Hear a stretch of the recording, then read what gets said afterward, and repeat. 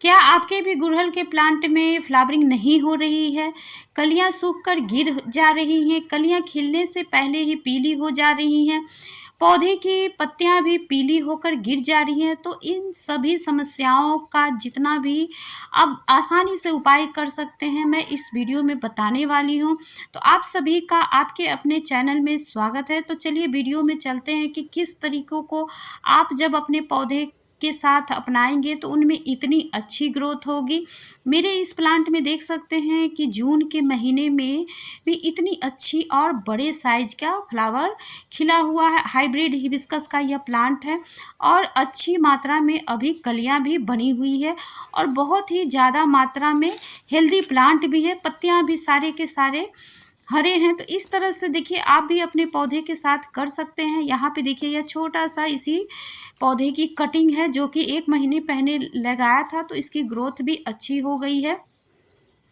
और मेरे पास जितने भी हिबिस्कस के प्लांट हैं मैं दिखाने की कोशिश करती हूँ कि उनकी ग्रोथ कैसी है। तो यहाँ पे देखिए इसकी भी ग्रोथ बहुत ही अच्छी है। तो सबसे पहले मैं सुबह जब आती हूँ अपने टेरेस में तो इन सारे सूख चुके फूलों को मैं हटा देती हूँ ताकि पौधे की एनर्जी बच जाए और अगले दिन बहुत ही बड़े साइज का फ्लावर मुझे मिले। तो इन तरीकों को ज़रूर आप अपने पौधे के साथ जब करेंगे तो बहुत ही आसानी से आप अपने पौधे की केयर करेंगे और उनमें बहुत ही अच्छी मात्रा में फ्लावरिंग भी मिलते रहेगी। तो सबसे पहले तो गर्मी के मौसम में आप ऐसी जगह अपने गमले को रखें जहाँ की सुबह की धूप मिले, शाम की धूप मिले। दोपहर की तेज़ धूप से आप अपने पौधे को अगर बचा सकते हैं, छाया में रख सकते हैं तो ज़रूर रख दें। तो इससे बहुत ही अच्छी मात्रा में कलियां सूख कर गिरने की समस्या भी ख़त्म हो जाएगी। और मेरा यह कंटेनर देखिए पूरी तरह से दिन भर की धूप में रहता है, तो इसकी देखिए फूलों का साइज़ भी छोटा है और यहाँ पे कलियां भी देखिए सूख चुकी है।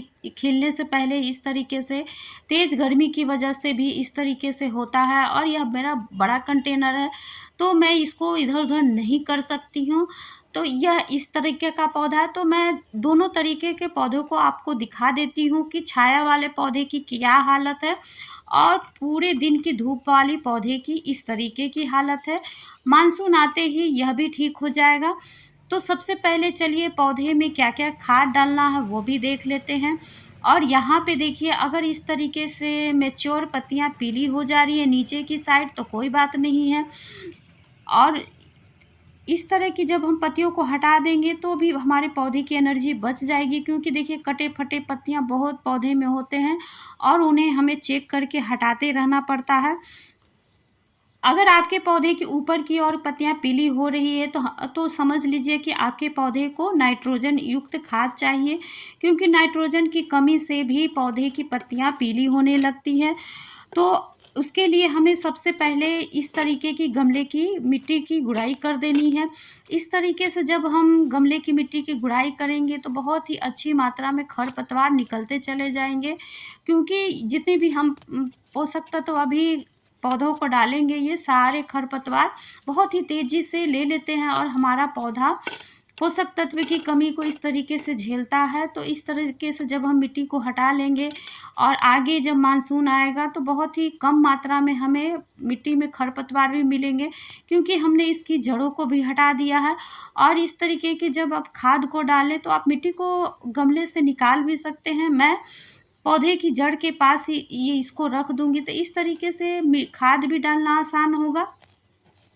इन छोटे छोटे तरीकों को जब आप भी करेंगे तो आपको गार्डनिंग करने में बहुत ही आसानी होगी और पौधों को आप वाटरिंग कम दें, क्योंकि हम गर्मी में बहुत ही ज़्यादा मात्रा में अपने पौधे को पानी देने लगते हैं बिना उनकी मिट्टी सूखे हुए भी।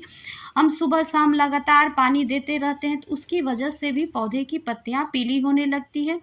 तो चलिए सबसे पहले तो होममेड हम जितने खाद होते हैं उसी को पौधे को देते हैं। तो इसके पहले सबसे चाय पत्ती को मैंने लिया है। तो चाय पत्ती में अच्छी मात्रा में नाइट्रोजन होता है तो पत्तियां पीले होने की समस्या भी हम यहाँ ख़त्म हो जाएगी। उसके बाद मैंने थोड़े से वर्मी कंपोस्ट को लिया है और यहाँ पे थोड़े से मैंने नीम की खली को लिया है। तो इस तरीके को जब हम पौधे को खाद देंगे तो बहुत ही अच्छी मात्रा में इन्हें पोषक तत्व भी मिल जाएगा। और यहाँ पे देखिए थोड़ा सा मैंने ये टुकड़ा फिटकिरी का है। तो फिटकिरी में मैग्नीशियम होता है, तो मैग्नीशियम की कमी से भी पत्तियां पीली होने लगती है, क्योंकि क्लोरोफिल का उत्पादन कम होता है मैग्नीशियम की कमी से। तो जब हम इस तरीके से एक चुटकी फिटकिरी हम डाल देंगे मिट्टी में, तो बहुत ही अच्छी मात्रा में पत्तियां हरी हो जाएगी धीरे धीरे कर कर। आप चाहें तो छोटे छोटे टुकड़े को भी मिट्टी में दबा सकते हैं इस तरीके से। तो धीरे धीरे जब हम पानी डालेंगे तो ये घुलते चले जाएंगे।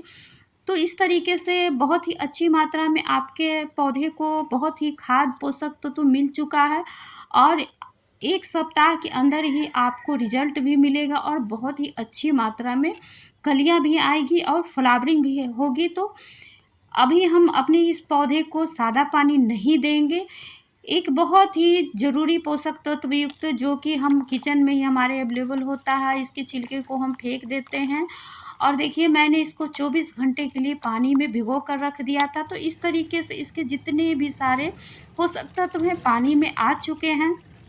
प्याज के छिलके में बहुत ही अच्छी मात्रा में नाइट्रोजन, फास्फोरस, पोटेशियम पाया जाता है, और एक तरह से प्राकृतिक और जैविक खाद के रूप में भी काम करता है। तो देखिए यहाँ पे आप इस तरह से 24 घंटे भिगोकर जब पानी को डालेंगे तो दोबारा भी प्याज के छिलके का आप उपयोग कर सकते हैं। उसके बाद इसको मिट्टी में दबा सकते हैं। तो बहुत ही प्याज का छिलका हमारे पौधे के लिए उपयोगी है। और यहाँ पे देखिए मैंने पानी को डाल दिया है। तो सादा पानी ना डाल के इस तरीके के पानी को पौधे को ज़रूर दें, 10 दिन 1 सप्ताह जैसे आपकी सुविधा हो उस अनुसार।